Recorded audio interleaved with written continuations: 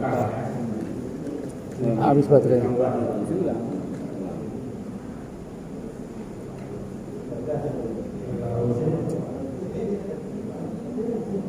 Mana tadi?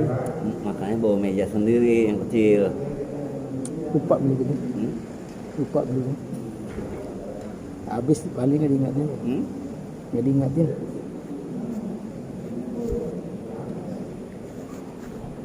Madinah.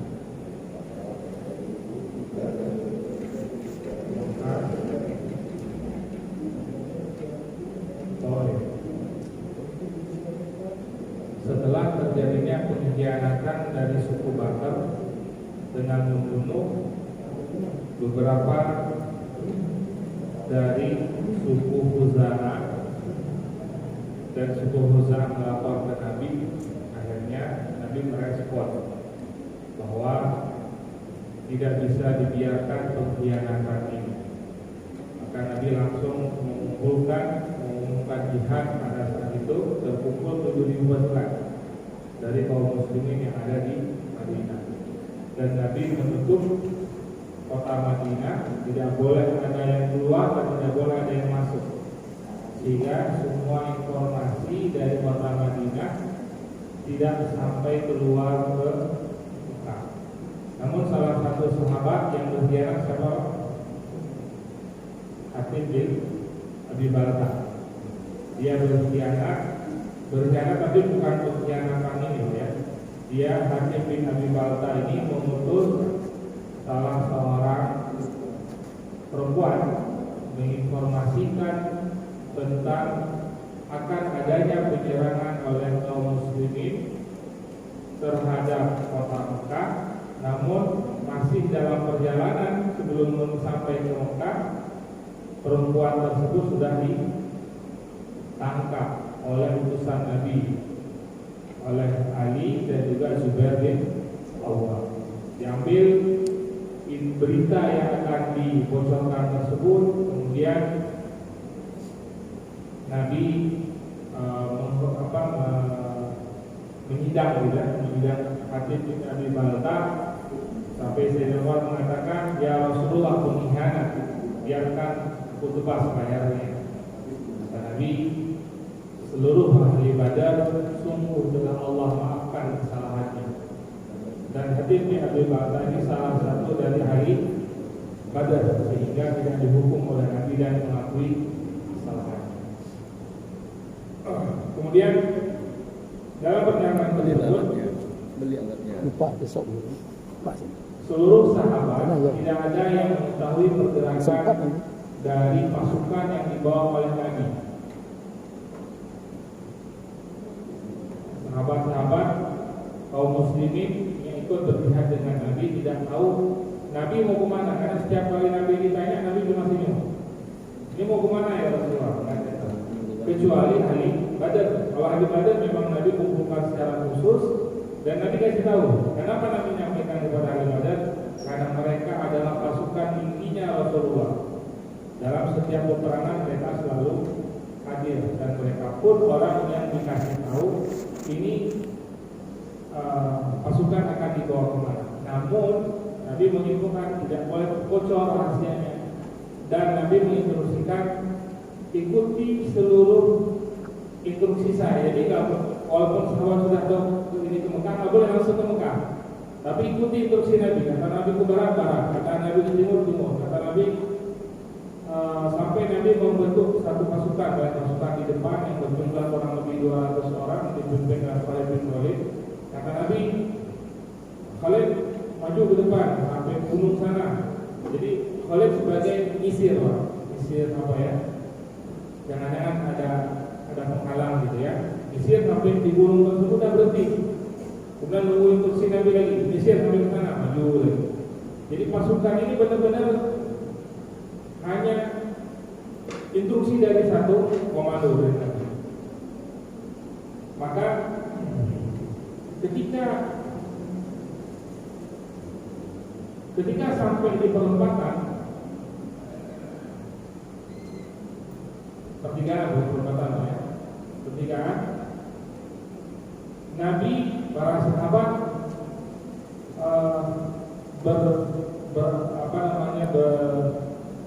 menganggap gitu ya, kelihatannya ke Mekah nih gitu, kelihatannya ke Mekah. Ternyata ketika sampai di sini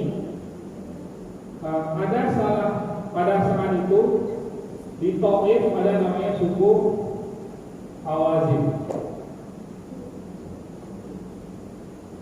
Sampai informasi ke Rasulullah bahwa suku ini sedang mempersiapkan, ya, siap serang Madinah. Maka dari suku Hawazin diutus salah seorang mata-matanya, dan mata-matanya ditangkap oleh Khalid di sini. Ditangkap. Karena kan pasukan Khalid tadi pasukan penyisir, ya. Pasukan penyisir. Maka Khalid bin Walid menangkap mata-mata dari suku Hawazin ini yang akan menyerang Madinah. Kemudian info Hawazin mau menyerang Madinah itu sudah sampai ke kaum muslimin. Nabi sudah mendengar info tersebut. Maka ketika didapati mata-mata tersebut oleh Khalid bin Walid, diinterogasi, ditanya, dari mana kamu? Ditanya ke mata-mata dari suku Hawazin. Maka dia jawab, dari suku Ghaffar. Dia nggak langsung jawab bahwa dari suku Hawazin. Jadi Hawazin itu dia memiliki banyak cabang. Ya, salah satu sukunya ada namanya suku Ghaffar. Dia oleh kata-kata tersebut dari suku Ghaffar. Khalid orang Mekah yang tahu betul pimpinan Mekah dia, walaupun masih muda, tapi dia pimpinan pasukan yang mengerti suku-suku yang ada di sekitar Mekah. Tahu silsilah mereka itu, tahu semuanya. Maka kata Khalid, kamu dari suku Ghaffar, dari cabang yang mana? Terus diinterogasi sampai akhirnya dia tidak mau jawab. Ya, mata-mata ini tidak mau jawab. Maka Khalid langsung mengeluarkan pedangnya, jawab atau leher lepas. Karena ini kan perang ya, sudah masuk wilayah perang. Kata Khalid, kamu jawab atau kepalamu saya penggal. Takut ya. Ayah dijawab, dibuka informasinya. Iya, saya mata-mata dijawab sudah, diinterogasi dijawab. Kemudian diambil mata-mata ini dibawa ke hadapan Rasul. Oleh Rasul sama diinterogasi lagi, tanya, berapa banyak pasukanmu, apa yang sudah kalian persiapkan? Kami sedang mempersiapkan ingin menyerang Madinah. Jadi disebutkan semua kekuatan-kekuatannya. Yang pastinya, kenapa dia mudah jawabnya? Karena memang Khalid di sampingnya pedang di leher. Nggak jawab, selesai. Dalam kondisi seperti itu boleh lah. Tapi kalau kondisi damai, ngancam-ngancam boleh. Kemudian demi Allah, kau jawab dengan benar atau kepala kamu melayang, gitu ya. Akhirnya mata-mata Hawazin ini menyampaikan semua apa yang disampaikan oleh Rasulullah. Salah satu pertanyaan di antara pertanyaan Nabi lainnya adalah, siapa yang mengutus kamu? Yang mengutus dia jawab, Malik ibn Auf. Malik ibn Auf. Dia ini pimpinan Hawazin, masih muda, badannya kekal gitu ya, ahli perang. Nah, ini nanti akan terjadi penaklukan Hawazin ini nanti setelah Fatul Mekah di selatan. Ya. Nah, Malik bin Auf ini pimpinan dari suku Hawazin tersebut. Kemudian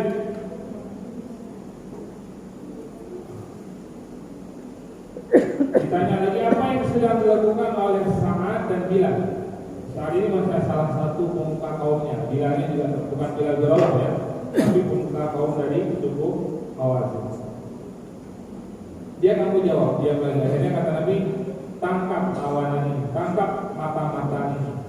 Ketika Nabi menangkap mata-mata ini tadi, para sahabat berkeyakinan bahwa berarti Nabi mengajak pasukan ini untuk menyerang Hawazin. Buktinya apa? Mata-mata Hawazin sudah ditangkap dan sudah dapat info bahwa Hawazin akan menyerang kota Madinah. Maka Nabi di sini nggak belok ke sini, tapi Nabi lanjut ke depan sini, menuju ke arah Taif. Nah, ketika pasukan sudah akan mendekati kota Taif, Nabi membagi pasukan menjadi 5. Depan, kiri, kanan, belakang, tengah. Pasukan ini pasukan Khalid. Nanti ada pasukan Abu Ubaidah, ada pasukan beberapa sahabat yang lainnya ya, ada yang memimpin beberapa sahabat lainnya. Rasul ada di sini dengan pasukannya. Tiap-tiap pasukan itu ini jumlahnya 2000 depan, 2000 kanan, 2000 belakang. Karena seluruh pasukan yang terkumpul dalam pergerakan ini itu kurang lebih 10.000. Dari awalnya keluar dari Madinah itu 7.000. Di tengah-tengah itu masuk dari beberapa suku yang lainnya ada 1.500, ada 1.000. Jumlahnya total sebelum sampai ke kota Taif itu sudah jumlahnya terkumpul 10.000 pasukan. 10.000 pasukan. Banyak, ya? Dan Nabi belum pernah membawa pasukan sebesar itu. Karena sebelumnya kan pasukan Nabi 100, 1.000, 1.500, 2.000, 3.000, 10.000 itu belum pernah. Ini pertama kalinya Rasul membawa pasukan 10.000. Karena dulu yang 1.500 saja itu bisa mengalahkan yang 10.000 yang ketika penyerangan suku dari Yahudi, ya, itu kan semuanya ada 10.000 pasukan mereka semuanya dikalahkan oleh pasukan muslimin. Dan Nabi membagi pasukan ini, kelompok-kelompok ini sesuai dengan suku-sukunya. Jadi kalau suku Khuza'ah dengan suku Khuza'ah, suku yang lainnya dengan suku, jadi mereka tidak dipecah-pecah. Karena di antara adat kebiasaan pada masa itu, mereka akan malu lari dari perang ketika berperang bersama dengan sukunya. Jadi sengaja nggak dipecah-pecah, biarin satu suku ini ada dikumpulin di satu tempat, sehingga mereka akan saling menyemangati, tidak ada yang lari dari perang.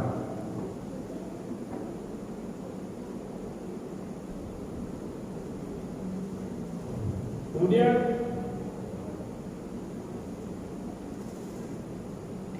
ketika sudah sampai di perbatasan kota Taif, sudah mau masuk ke kota Taif nih, sudah masuk kota Taif, tiba-tiba Nabi langsung mengarahkan pasukan muter ke sini. Jadi sudah sampai kota Taif, biasanya Nabi sebelum menyerang akan membuat kemah di sekitaran kotanya, baru besoknya menyerang. Tapi Nabi ketika sampai ke kota Taif tersebut tidak mengajak sahabat untuk membuat kemah, tapi malah memutar pasukan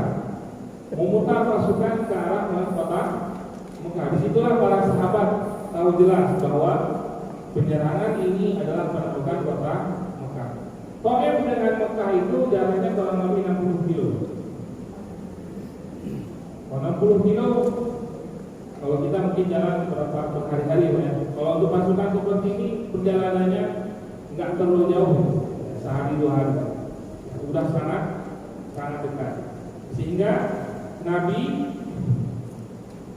langsung mengubah pasukan yang awalnya 5, Nabi mengubah menjadi 4 di depan, kanan, kiri.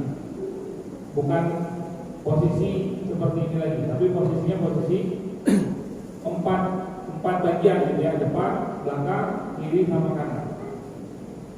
Adapun Nabi sendiri berada di posisi yang di sini, bagian belakang. Jadi ada tiga sayap yang akan melindungi Nabi kalau terjadi penyerangan.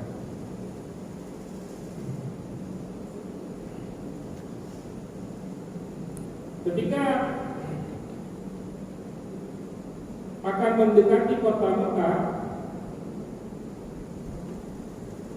Nabi membagi pasukan. Pertama, tadi yang pertama di awal-awal sini 200 pasukan dipimpin oleh Khalid ya. 200 tambah 1000 pasukan dari suku Sulaim. Pimpinannya Khalid bin Walid. Kemudian ada pasukan lagi yang dipimpin oleh Zubair bin Awwam. Kemudian ada pasukan lagi yang dipimpin oleh Abu Ubaidah.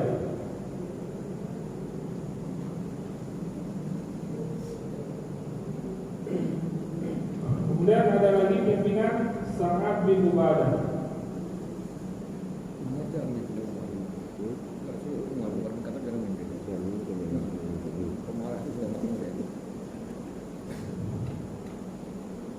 Hanya suku Sulaim ini yang dipimpin oleh bukan dari sukunya itu, yang dipimpin oleh Khalid.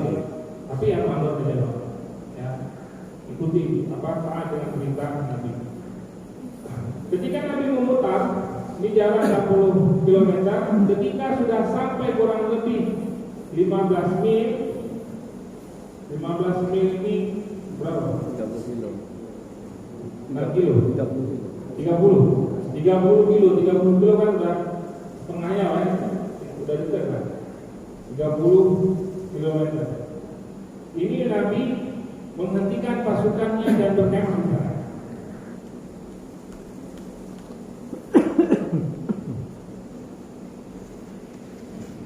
30 kilo ini posisinya adalah pas berada di luar kota Mekah. Artinya ketika orang keluar dari kota Mekah nggak jauh akan pasti ketemu dengan pasukan ini.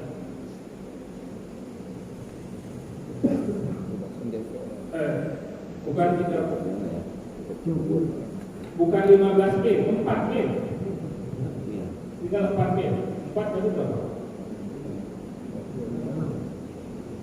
Tinggal 4 mil lagi udah masuk ke kota Mekah. Berarti udah sangat dekat ya.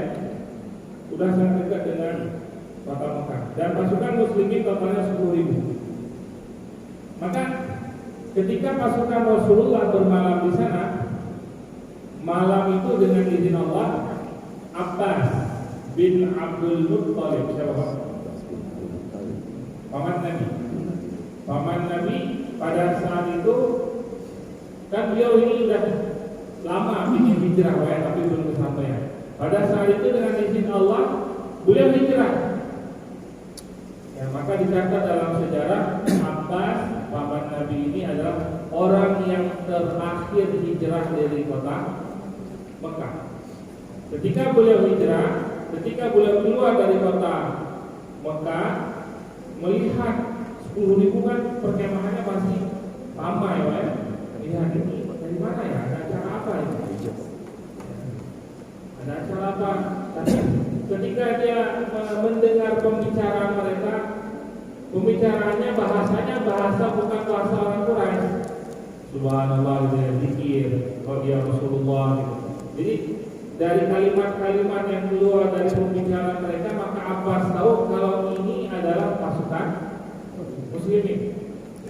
Akhirnya pada malam tersebut kebetulan yang menjadi pimpinan keamanannya seperti biasa yaitu Sayyidina Umar bin Khattab. Ketemu Abbas dengan Sayyidina Umar. Ditanya oleh Umar, "Wahai Abbas, mau kemana?" Kata Abbas, "Aku ingin bertemu dengan Rasulullah, aku akan menyatakan keislamanku." Umar tahu persis Abbas, paman Nabi ini tidak pernah berbohong, terkenal baik di golongan Quraisy ataupun di kaum muslimin. Jadi kalau sudah bilang ya sudah, pasti orang akan percaya langsung, karena orangnya nggak pernah bohong. Dia tidak beritahu ya. Banyak bohong. Hitung banyak bohong dari tidaknya ya. Ini utama beliau Sayyidina Abbas juga kalau ngomong apa aja beliau pasti orang percaya.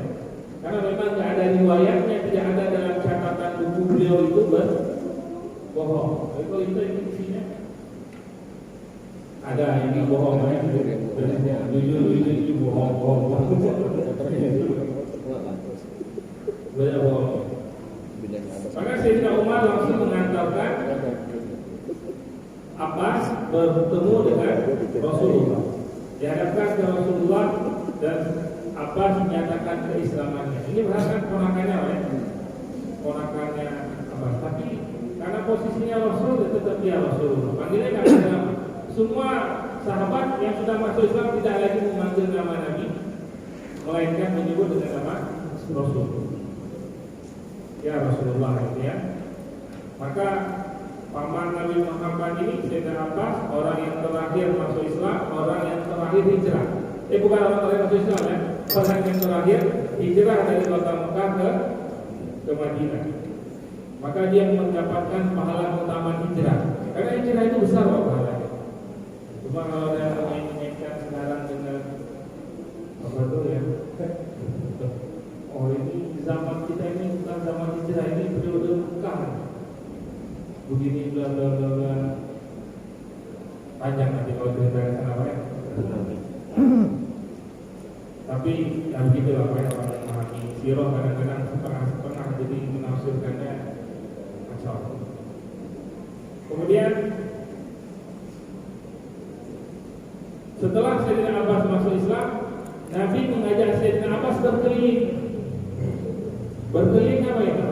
Kalau bangsa kita inspeksi pasukan. Wahai Abbas, ini dari suku ini dari suku ini dari suku ini, 10.000-an. Ini dari suku ini, dari suku ini. Sampai terakhir dia kaget melihat ada pasukan yang seluruh wajahnya tertutup, lengkap dengan baju perangnya dan mukanya cuma tertutup, hanya matanya saja. Maka Sayyidina Abbas bertanya, siapa Pak? Kata Nabi, apakah engkau tidak mengenal mereka wahai Abbas?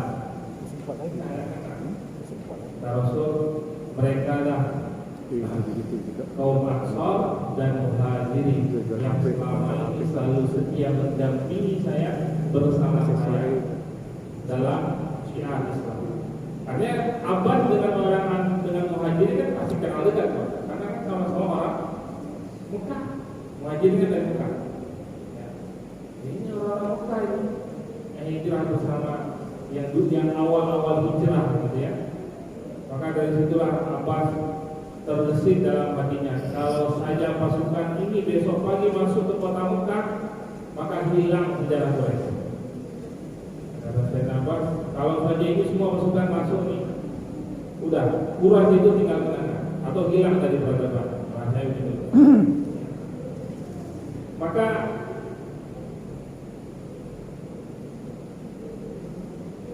bersamaan pada malam tersebut di kota Mekah, karena tidak sampai informasi satupun.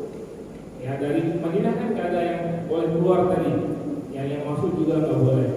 Dan bersamaan itu pada malam itu di kota Mekah, petinggi-petinggi Mekah khawatir, sudah mulai khawatir. Karena pertama sekali Abu Sufyan diutus ke Madinah, apa yang terjadi Pak? Dia merubah perjanjian menurut dia sendiri gitu ya. Sedangkan Nabi sahabat tidak ada satupun yang setuju dengan perubahan perjanjian Hudaybiyah. Karena udah saking musiknya gitu ya. Datang sendiri dengan ini, aku ingin merubah perjanjian Hudaybiyah gitu. Kata Nabi, kami tidak pernah ikut merubah, apa yang kamu sampai Abu Sufyan apa di kalau bahasa kita diledekin gitu. Wahai Abu Sufyan, bagaimana mungkin engkau merubah perjanjian dengan seseorang tapi orang tersebut kamu merubahnya? Kamu merubah sendiri yang anak kecil. Jadi ledekin gitu ya. Kecil, kok bisa kamu berpikiran seperti itu? Nah kemudian pada malam tersebut semua pembesar Quraisy bersepakat meminta Abu Sufyan besok pagi untuk berangkat lagi ke Madinah untuk mengadakan lagi perjanjian ulang. Yang untuk merubah perjanjian Hudaybiyah supaya tidak terjadi penyerangan ke kota Mekah. Malam itu sudah disepakati dan besok pagi Abu Sufyan akan berencana berangkat. Namun malam itu dia ingin nggak bisa tidur gitu ya. Tidur. Jadi muter keluar dari kota Mekah, sekitar Mekah. Dia lihat, kok banyak orang, kok banyak pasukan, ini siapa? Dia mulai mengendap-endap gitu mencari informasi secara tidak sengaja. Nah, secara tidak sengaja dia bertemu dengan Huzail bin Warqah. Masih ingat Pak Huzail bin Warqah? Huzail bin Warqah.